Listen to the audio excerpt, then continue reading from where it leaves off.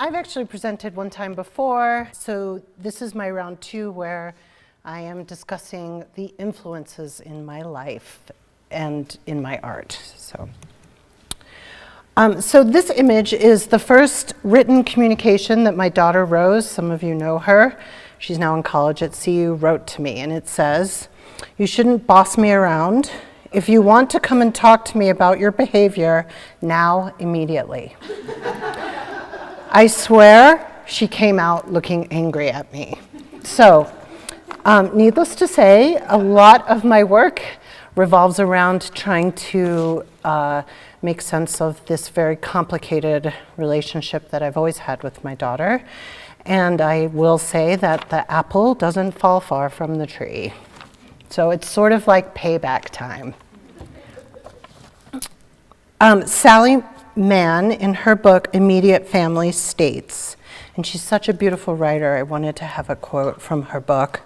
"For me, those pointed lessons of impermanence are softened by the unchanging scape of my life, the durable realities.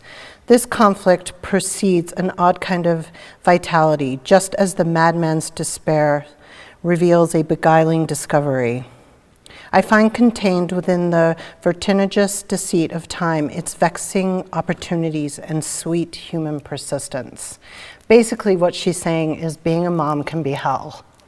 But there's also this absolutely beautiful tension that has been incredible fuel for much of my portrait work.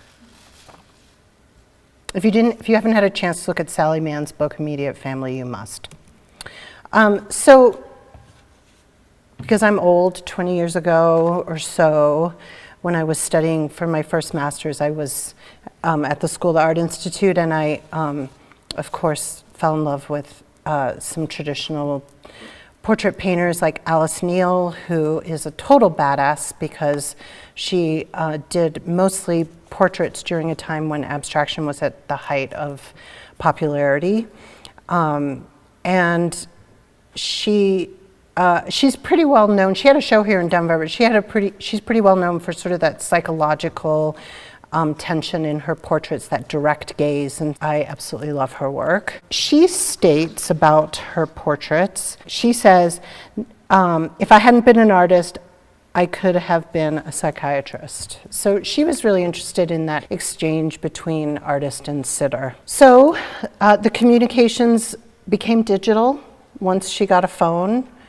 And the interesting thing about communicating through text with your child is that it somehow softens the emotional intensity of exchanges when you're dealing with a teenager. So you can read this, but I got a lot of "you're weird, you're old, you're dumb, can I have a new phone?" And so I was really interested in the way that we are now using technology to communicate. Some of you have seen this work before. This is the work that I made round 4 of the National Smithsonian Portrait Competition, but I didn't make the finalists, but still round 4 is pretty good. This was the painting. So I was just interested in using Snapchat as a way to kind of slow down, paint these images and slow down this barrage of imagery that we get so that we actually have time to contemplate the meanings. And you know, my styles change just as my clothes do over the year and my weight. I just love the work of Katz, who his influence to me was really about being relational. So for me, portraiture is about that relationship. And if that relationship isn't there, it's hard for me to feel that I can create something meaningful. So Katz painted mostly his friends and family. He's also a New York Jew, by the way, Tom, and I love him. And I would die to meet him. And he has said to paint 40 portraits of his wife, Ada, and he is still living. Families are complicated. I'm using a lot of imagery from old photographs to turn into mixed media work, just kind of almost like a journaling for me. And then recently I'm moving on to my new work. You know, I have the routine. I wake up, I turn on the news and have my coffee, and it seems like, you know, almost daily now we're hearing of gun shooting violence, and it's that it's also that kind of barrage of imagery. It's like we're becoming numb every day. We're hearing something, somebody went into a school, a synagogue. I find myself getting numb. So for me, the media really has been influencing my recent body of work, and that has to do with not necessarily gun violence, but what it means. Oh, and let me preface this and say, I really don't know what I'm doing with this work, so any feedback is really appreciated. But it's okay to not know what I'm doing. I feel that's a good place to be. So I've been researching a lot about guns. I'm interested in the object, just the object itself, but also the meaning behind the object. So, how do we get power? What does power mean? Power means we can be mobile. Power means we're also at risk. Power means we can be judged based on our skin color. So these are the things I've been exploring, and I've started working with making molds of silicone guns with different skin tones. And then I do my research basically to sort of figure out what I want to do with the work. Thank God for the internet. I mean, I do love libraries, but still, it's just all right there. I did this at my residency, and just, again, I don't know what it means. I don't know what I'm doing. It's in progress. When I listen to the news, I suddenly find myself becoming less numb when I hear survivors talking about what their experience was like during the shooting. So one guy was like, well, we heard a pop, pop, pop. And then somebody else said, we just started running for the exit. We thought it was firecrackers. We were just having fun. And there's something about these testimonials that are resonating with me. I don't know, I fear, I'm making fun by turning this kind of sort of into a pop art format, or that's not my intention. I can't explain it to you, and I hope one day I will. But I'm drawn to these quotes. So these are, like, as you can see, really small canvases that I'm pairing. And then I made a machine gun. I did my first 2-part mold, which was awesome. And that's it. Under 20.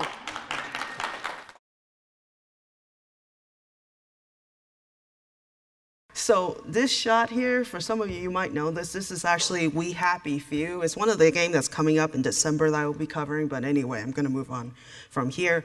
I only list this, so I'm not going to introduce myself again. The link for this slide is available here, and I will, when we come back, it will come back again. Okay? So I'm going to talk about a few arguments I want to make about games. So a couple of things, okay? All forms of games, such as action, physical games, board games, digital games, are all thought experiments that allow us to experience and interact with hypothetical scenarios that enforce rules of conduct governing our in-game behaviors. Therefore, the nature of games is that they are normative, ethical machines that impose certain ethical rules through game mechanics, meaning that when we play a game, we have to follow its ethical rules. Otherwise, we can't finish a game. So I'm going to talk about what I mean by thought experience here. Okay, so this is the Ethics in Games series. I've been very busy lately, but every month I try to do one per month, okay? So from Fall Shelter, Talos Principle, Life is Strange, Vanish at Ethan Carter, To the Moon, Detention, Observer. So coming up in December, I've been on a hiatus, but I'm going to talk about Kentucky Route Zero and We Happy Few. And it is a live series on YouTube where I talk about how to teach ethics with digital games and thought experiments. So here are the aims of my series. So I know there's a lot of text, but here's the yellow part, okay? That the most popular medium in the world, the video game, does not provide innocuous entertainment. So there is a problem with the way people think about games, is that they think that they're fun, that they're not really speaking real political messages or social messages. But we know all artistic forms speak messages, okay? So it's important for us to study it as well. Also, video games which are made by developers from all over the world can reinforce systems of beliefs and influence players' thinking. So whether or not the developers recognize this, they are making games based on their worldview or else reflecting on what the players want to see. So it's always expressing messages. Now also, theories of ethics and philosophy we can certainly use, okay, to analyze the socio-political situation simulated by video games. And also, here's my big goal, is that we can learn to become more responsible and ethical thinkers by reflecting on the meaning of games. So this is one medium in which I use to teach. I've used movies, I've used all kinds of things, but the reason why I use games is because games force the player to interact with a scenario. In philosophy, we look at thought experiments and students think about it and they discuss it. But in a game, you have to play with a thought experiment and reflect on it, okay? So this is just one example. So Fall Shelter. So Fall Shelter, for those who don't know, Fall Shelter is the mobile version of the Fall series. So you can actually play on the phone, it's free to download. Well, it's a free-to-play game. So that means you have to buy certain things when you go in there.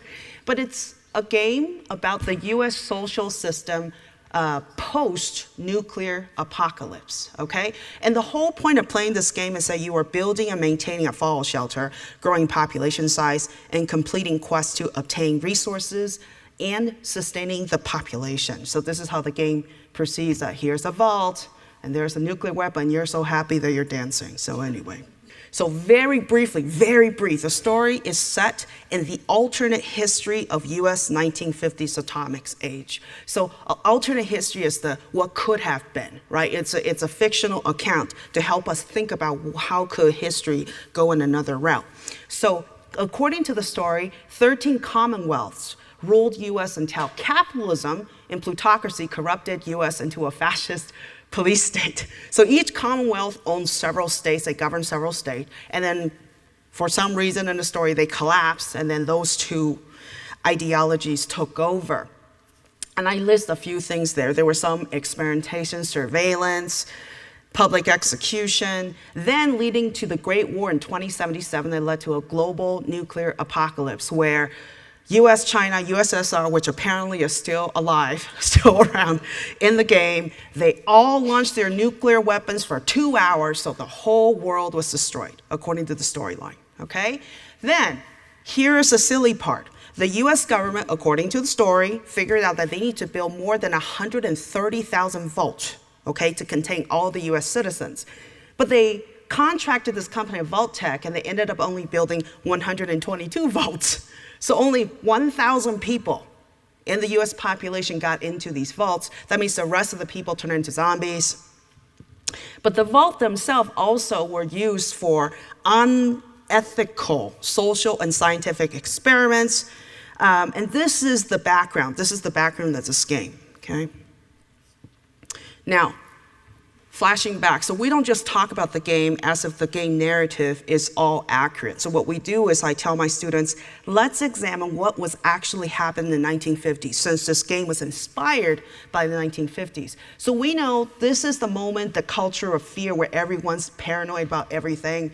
National solidarity, racial destiny, fear of degenerates, fear of outsiders. Sounds familiar, right? Okay.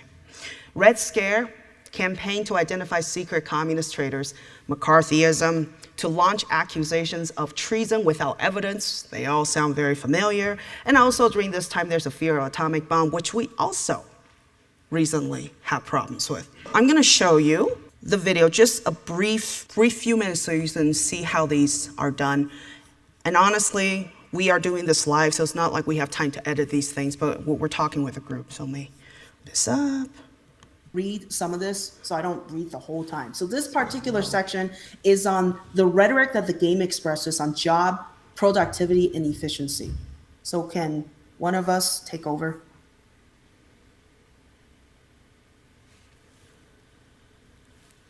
Maybe Chris, I don't know.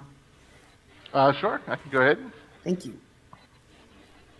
So you see here in the game, obviously, working equals happiness. The more you work, the happier you'll be. Do, do, do, do, do. Every day, I like that. Every day's a good job when I'm on the. Every day's a good day when I'm on the job. So if you keep your people employed, they'll be happy. Yes. Hard work is happy work, so you need to give them challenging work. This sounds familiar for some reason. I don't know why. Challenge your employees. Next up is the vault conversations. Goat. The goat was right. This is the perfect job for me. and let me add to help Chris out here, the GOAT is actually a reference to a test that was released in Fallout 3, okay? And GOAT stands for General Occupation Assessment Test. And this is a very, very evil test. Basically, it's a test to see what your testing level or your skill set are. And based on the test, it will assign you to jobs. So in this future, if you're a vault dweller, you don't get to select what job you want to take. It's the test that determines this. But the test is full of questions that are nonsensical, okay? And it makes no sense, and people just get assigned to wherever they want to go. And I think in parallel, when I played Fallout 3, I immediately thought of some of our fear in education about using assessment to determine what degree or what classes students need to take. It's very similar in that vein of conversation. Or it's also the pathways. You think of it as rigid pathways. Some of the very rigid pathway models that you see in some educational areas. So that'd be another place you could look at that. For me, whenever I thought of the GOAT, it was more of the personality assessments or the strength finder type stuff that you took, or the career finder type quizzes that you took whenever you were in high school to go, what job would appeal to you? So more production. You see this person over here. If I weren't working here, production wouldn't be nearly so good. Right. So production is a key feature in this game. So in other words, it's not just doing business it's not just doing things to stay busy. It's doing things to actually be productive. Yes. And then maximum efficiency. So everyone has to be efficient. So, it sounds like a normal workplace. You want people to be happy. You want people to be productive. You want people to be efficient. Yes. And challenged with their jobs. And humans are inefficient. Okay, so it goes a little bit long. Okay, so that just give you a sense of what the series was. And the person who was speaking is actually the dean of business for Colorado Community College System. So it's a bunch of us educators having a talk about games. And he's a big World of Warcraft fan. He has his own series, but anyway. Okay, so some of the values of this game espouses, right? So here, I'm just gonna talk about the yellow part. Maximizing profit is the raison d'etre according to the game. Human value is measured by the profit it can generate according to the game narrative. And authoritarianism requires surveillance and oppression of the citizens. So there were shots where you can see surveillance cameras in every room, and the citizens are saying things and saying they're happy because of the surveillance cameras that were there. So in this tiny little mobile game, we learn a lot of things. I correlated, without time to discuss all of this, but I correlated the discussion regarding what was happening with Fallout Shelter with a philosophical, ethical theory called egoism, which is an ethical theory that presents either a descriptive or a normative position that an act can be moral or rational if the act maximizes one's self-interest. And I'm minimizing a bit. If you think that there's a weird intersection when I'm talking about philosophy and games, right? And Tom already discussed this, so awesome. But basically, I just did an interview with Wired on November 11th, and I might be talking to Times because apparently they are very interested in what the game community is doing, okay? Because games are telling a certain narrative, but because people think, oh, they're innocuous entertainment, we don't have to care about them. Well, obviously the media picked up on it. In fact, the UK education department contacted me too and said, we want to see how you're doing this, because there's also a message, and I can't think of who the politician is, called on US educators to teach students how to prepare for nuclear fallout by playing the Fallout series. There was a particular politician. This was, I did not know about this. I just started doing my own series, but anyway, yeah. Okay, so here's another example really quickly. There's another game called Detention. And this game is a thought experiment about Taiwan's White Terror period. And those, the time periods between 1949 to 1987. I'm just gonna go straight. I'll show you a little bit, just a little bit, okay? It's really not right, okay? So here's the next section. Game rhetoric, be an ethical and virtuous person. So they really pound this idea into you, okay? And this information, this be an ethical and virtuous person, is not going to be that apparent in the following dialogue, but I'll show you guys where that shows up so you understand why it's pounded over and over again. So, Kay or Chris, please take it away. You want me to? Okay, I can do it. Outside, waiting for dialogue. Still outside, waiting for dialogue. The shortest route back home is through the auditorium. Enter. We're entering. We're looking at an auditorium. There seems to be someone on stage. Who's this girl? Is she sleeping? Hello? She's not responding. Maybe I should get on the stage. Hello? Wake up, you shouldn't be here. The girl goes, where am I? Wait, the auditorium, you were sleeping. The auditorium, you were sleeping on the stage. Huh? Wait, school is canceled because a typhoon is coming. Typhoon? Wait, I just came from my classroom. You're the first person I've come across. Girl, weird. How did I... Wait, we should get going. It's getting dark in here. We go shot by shot, and I know it's like screenshot after screenshot because I need the game to pause when I discuss it. But this particular game, the White Terror period, by the way, is when the Taiwanese government went after folks who were communist sympathizers. Okay? Sounds like McCarthyism, right?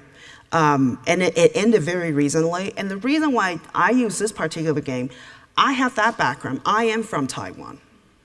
My grandfather was locked up in a prison because he read Marx's work, Karl Marx's work, okay? My father, and actually including myself, we almost got put into a concentration camp. But we escaped on time to come over here, okay? So the politics, naturally, if you say, well, why are you using these frivolous things? I've been said at conferences, they go, games are frivolous, games are lowbrow, they tell me. I said, look at carefully, take a listen to the narrative that the games are making. If they are false, it's a wonderful opportunity for us to tell students, let's go investigate the history. Is this accurate or not? Is this an alternate history? Do you think the game developer were fair in the way they presented this information? If you were going to make this game, how would you present a different view for other people to experience it? This is how we use games, okay? Of course, I don't have time to go into the very deep philosophical discussions regarding this because these videos are 1 hour long, but that is basically what my series is doing. And I leave it here, the link is here, and I am done. Okay, thank you.